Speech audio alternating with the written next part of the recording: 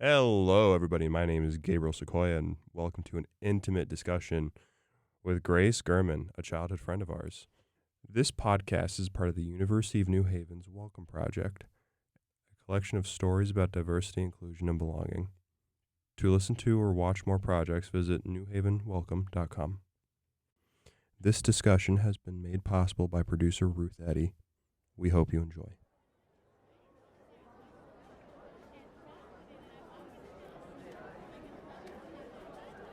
Yeah, so I guess it started towards the end of sixth grade. I kind of got ostracized from my friend group, and I don't really know why. It's one of those things, stupid kids do. But Right. yeah, seventh grade came around, and everything was okay for a little bit, and then I just started to feel really lonely. Like I didn't really have any meaningful relationships around me. And I know middle school relationships aren't very meaningful anyway, but when you're like 13 years old, 12 years old, you really crave the connection of other kids. You crave the validation and the feeling of belonging from other people. And when you don't have that, it could really feel really lonely and just, you know what I mean? Not demeaning, but really just isolating. And yeah, so I just started to feel like a really deep sense of loneliness and hopelessness. And yeah, it was getting so bad to the point where I would literally go and eat lunch in the library with the librarian. And yeah, that probably wasn't the best situation at the time, but yeah, I guess I was getting so bad to the point where I mentioned something to one of my friends, and she told the counselor, and the counselor brought me in one day. She grabbed me from orchestra class, which was really embarrassing because she came into the auditorium and just like yanked me out. I was like, okay, I guess I'm in it now. And I was talking to her, and at the time, I never really had talked to my parents about this sort of thing, so I thought that they were going to be like mad at me, and I was wrong. But at the time, I thought they were going to be mad. And then at the time, 13 Reasons Why had just come out, and yeah, the day after this all happened, I guess the whole seventh grade found out, and they decided to have the 13 Reasons Why assembly a day after everybody found out. And it was just so surreal sitting in this auditorium with this presentation that they put together on, like, it looked like a Google slide presentation. It didn't look like it was a well-made presentation. And everybody was staring at me. I was like, I didn't know how to feel, it's a very isolating experience, and it was just so embarrassing. Like I would sink into my chair, and I'd feel like all these eyes just like boring into my soul. I was like, is this my punishment? So yeah, it was too much for me to handle at the time. So I had to go home. My mom came and picked me up, and then this girl that I wasn't really even friends with, she is scream crying in the hallway, thinking that I was gonna go home and kill myself. And it was just so weird experiencing that at such a young age. Like, I didn't even know. It was just so, I don't even have the words to describe the experience, the feeling. Because I'm noticing like a very overarching like feeling of like shame and how that's associated with like the feeling of suicide in your story, of course, where it's like it's almost shameful to feel this way, and it's shameful to act or to tell people as such because you get shamed. Yeah.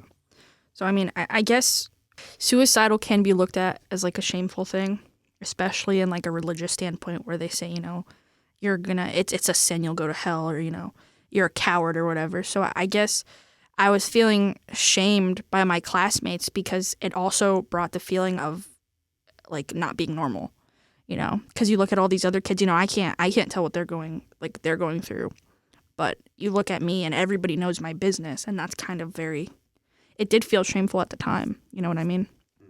Just having everybody know my business and know that there's something very personal and very deep. Everybody knows about it. You know what I mean? So I feel like, honestly, it kind of made the ostracization a little bit worse. In that sense, I feel like I didn't really have a place even more so than I did before. And it kind of just made me feel even more isolated from everybody else, in the sense where I felt like I was the only one dealing with this issue at the time. You know what I mean?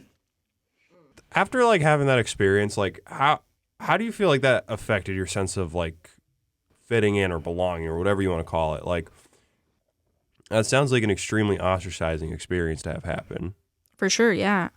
It just, the people that I already felt like didn't like me, I feel like it just made it worse, or that it made me seem like, a weirdo or just an oddball or whatever. So it just really, I would say, affected my sense of self. It just made me feel like less than I was. Can have an impact on how you view yourself as a person, and I feel like it just made me feel like I was less than a person. Like I didn't deserve to be there, and I didn't deserve to have people that accepted me and, understood that what I was dealing with was very serious and very upsetting at the time, and I didn't have that. I feel like maybe if I did have people around me that supported me, I feel like maybe it would have been a different situation. Maybe I would have felt a little bit better about the whole thing, It seems like something like what the school did and what happened, it seemed like, for at least from my point of view, it seemed like a way to try to get people to support you, but it seemed to do like the exact opposite thing.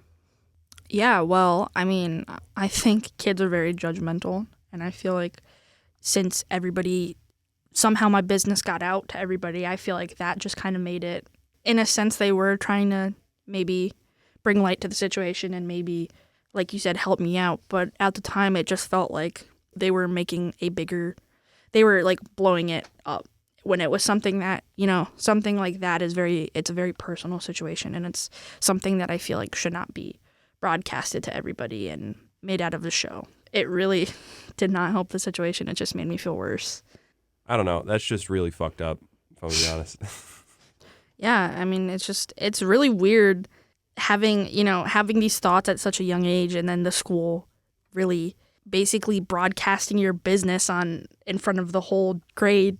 It's just a really, like I said before, a really surreal experience. Like I was just like, this is not real. Like this is not something that I should be experiencing. Like this just doesn't feel like the right thing to do in this situation. You know what I mean? I mean, as you get older, you mature a little bit, you learn to deal with things a little bit differently. I feel like some of that, I don't know if you necessarily call it trauma, but like the feelings that I felt in the past of like not fitting in or whatever, I feel like sometimes today those still affect me, but I feel like it affects me in different ways because, I'm not dealing with middle school relationships and situations. So, but yeah, I do feel like in certain aspects of my life, it still does have an impact, and it still affects how I view things and how I deal with situations. So. And as we wrap up, I want to thank Grace for coming out to West Haven and meeting with us today. We really appreciate it. Again, my name is Gabe. This has been a discussion on suicide awareness and social alienation with a friend. If you or someone you know is dealing with thoughts of suicide, help is available. Dial 988 to reach the Suicide Prevention Hotline. You are never alone. This podcast is part of the University of New Haven's Welcome Project, a collection of stories about diversity, inclusion, and belonging. To listen to or watch more projects, visit newhavenwelcome.com.